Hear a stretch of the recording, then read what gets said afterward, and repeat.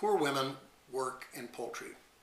Everybody knows about chickens, but the village chickens in Bangladesh don't produce very many eggs. They're scrawny. The meat, there's not a heck of a lot of meat on their bones. BRAC knew that they could get hybrid chickens. There was a hatchery in Dhaka, and they could buy day-old chicks, take them to the village, and these chickens would produce double or triple the number of eggs and a lot more meat. Good idea. Off they went with these chicks to the village, and they all promptly died. They had no immunity to Newcastle disease and other things that were problems in the village. BRAC experimented with chickens for at least 5 years before they started to go to scale. They learned how to vaccinate chickens. As it turns out, it's not that difficult to vaccinate chickens, and they could train women to do this if they could get the vaccine to them. How do you transport vaccine for Newcastle disease in Bangladesh? They put it inside, they put the ampules inside bananas so they would keep cool in the bananas.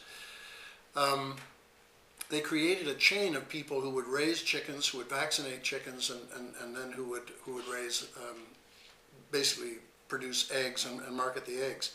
But there was a bigger problem than just keeping the chickens alive. These hybrid chickens needed grain.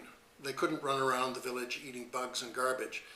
And in a country like Bangladesh, you can't have chickens competing with people for food. So you couldn't feed them rice.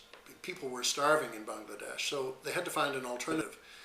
The alternative that they began to think about was maize.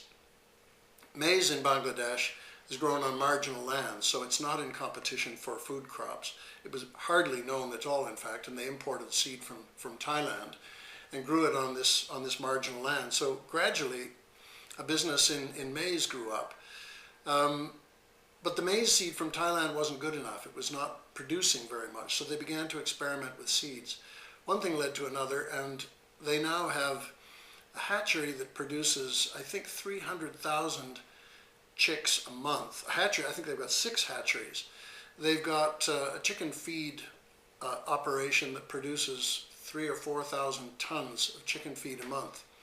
They have a huge seed operation where they're actually producing maize seeds for farmers to grow. What's interesting about all that is that it's become huge, and that there are now millions of women growing these better chickens and selling the eggs into town, and Bangladesh is actually exporting chicken meat. But this has gone commercial as well. So from one small hatchery, before BRAC got involved, there are now over 300 hatcheries, commercial hatcheries in Bangladesh. With the connections and the innovation that BRAC brought to this, they turned chickens from a very peripheral village activity into something that really could make money for poor people. And all of the people who are involved in this are borrowing money through microfinance to buy the vaccine, to buy the day-old chicks, to set up an egg processing scheme, to buy maize seeds, and so on and so forth. It's just a huge operation where everybody, almost from beginning to end, is self-employed.